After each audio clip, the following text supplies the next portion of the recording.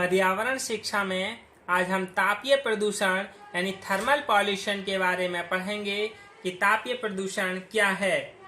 सबसे पहले हम तापीय प्रदूषण के कारण जान लें, कॉजेज ऑफ थर्मल पॉल्यूशन। बड़े बड़े कारखाने जब संचालित होते हैं तो उनसे दो क्षेत्र बुरी तरह प्रभावित होते हैं। When large factories are operated to areas are severely affected by them। यानी दो क्षेत्र कौन कौन से हैं? प्रथम क्षेत्र, मशीनों में काम में आने वाला जल तथा समस्त मशीनों को ठंडा रखने के लिए जल स्रोतों से लिया हुआ ठंडा पानी लगातार गर्म होकर बाहर निकलता रहता है। यानी जो ठंडा पानी है उस ठंडे पानी के लिए मशीन अपने अंदर प्रविष्ट करती है और उस ठंडे पानी को गर्म करके बाहर निकालती है, जो कि जल स्रोतों से लिया हुआ ठंडा पानी गर्म होकर बाहर निकलता रहता है, जो अंततः उन्हीं जल स्रोतों में तथा भूमि पर आ जाता है और फिर पानी क्या है, गर्म हो जाता है, जिससे तापीय प्रदूषण बढ़ता रहता है। In order to keep the water used in the machines and all the machines cool, the cold water taken from the water sources continuously gets heated and comes out, which eventually brings them to the water sources and the land।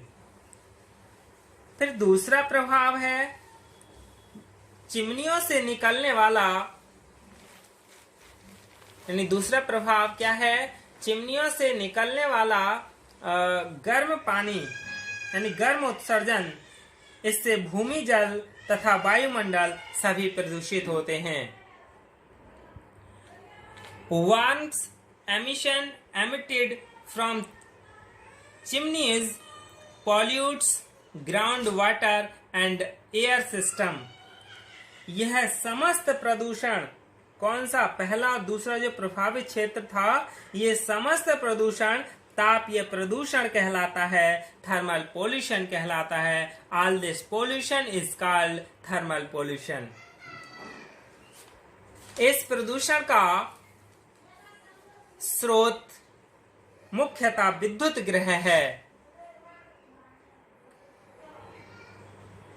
इस विद्युत गृह से दो प्रदूषक ही गणना योग्य हैं और वह दोनों ही बहुत भयानक और दूरगामी हानि पहुंचाते हैं। The main source of this pollution is power house. Two pollutants are released from this power house which are terrible and far-reaching harm। सुरक्षा उपाय यानी सेफ्टी मेजर्स जान लें कि क्या हैं। यानी ये जो विद्युत गृह से दो प्रदूषक थे, वो कौन कौन से थे? पहला है संपूर्ण प्रक्रिया के बाद बहुत अधिक ताप वाले पानी का निकलना। यानी जो पूरी प्रक्रिया चलती है मशीनीकरण की, उसके बाद जो बहुत अधिक ताप हो जाता है उस पानी का मशीनीकरण में, तो उस पानी का निकलना और उसी स्रोत में मिल जाना जहां से पानी लिया गया, और उसे ठंडा करने के लिए जल लिया जा रहा है। इससे उस जल के जलीय जंतुओं पर प्रतिकूल प्रभाव पड़ता है। अनेक जीवन समाप्त हो जाते हैं और मछलियां अथवा अन्य जानवरों के लिए वे शून्य स्थल बन जाते हैं, और इतने गर्म पानी या ऐसे तापीय प्रदूषण वाली जगह जीव जंतु नहीं रहते हैं और वो जानवरों के लिए शून्य स्थल बन जाते हैं।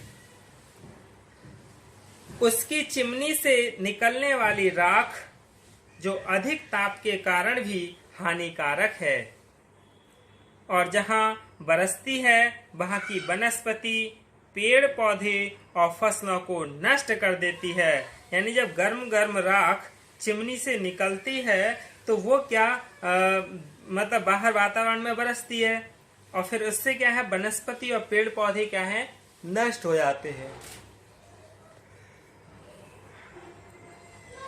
इसके सुरक्षा उपाय यानी सेफ्टी मेजर जान ले क्या है।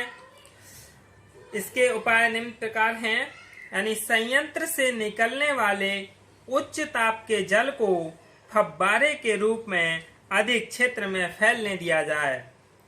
यानी जो मशीनें हैं उसमें जो गर्म ताप वाला पानी निकलता है, हाई टेम्परेचर वाला, उसे फव्वारे के रूप में अधिक क्षेत्र में फैलने दिया जाए, ना कि जहां से लिया जा रहा वहीं उस पानी को डाल दिया जाए और फिर वहां का पानी गर्म हो जाता है जहां जीव जंतु नहीं रहते हैं।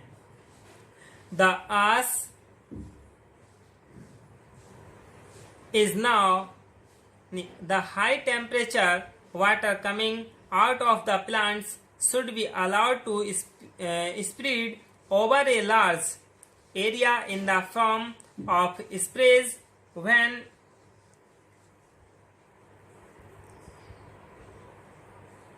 the temperature reaches the tolerance level. Let it meet again in the source.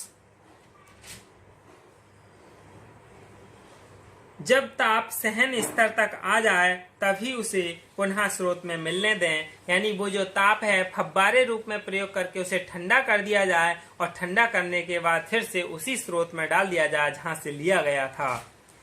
दूसरा है राख का उपयोग अब इमारत बनाने के लिए, ईंटों के लिए किया गया है। यानी जो भट्टों से या चिमनियों से राख निकलती थी उस राख का ईंट को बनाने में प्रयोग किया जाने लगा है। अब है प्रयोग सफल हुआ है। The ash is now used for bricks to build the building that experiment has been successful. इससे प्रदूषण समस्या भी कम होगी और प्रदूषक का अच्छा उपयोग भी होगा। यानी इससे क्या है, प्रदूषण भी कम होगा। जब पानी गर्म नहीं होगा तो ताप प्रदूषण भी नहीं होगा और जो राख है उसका भी सही से इस्तेमाल हो जाएगा। राख को अधिक क्षेत्र में बिखरने से रोकने के लिए कृत्रिम साधन अपनाने होंगे। यानी जो राख है उसको बिखरने से बचाने के लिए कृत्रिम साधन यानी कृत्रिम विधियां बनानी होंगी। Some artificial means will have to be adopted to prevent scattering over much of the area at night। यानी जो राख है उसको अधिक क्षेत्र में बिखरने से रोकने के लिए कृत्रिम साधन अपनाने चाहिए। ये क्या है, तापीय प्रदूषण है, जिससे कि हमें तापीय प्रदूषण भी होने से बचा जाए और तापीय प्रदूषण के कारण तो जान ही लिए हैं। धन्यवाद।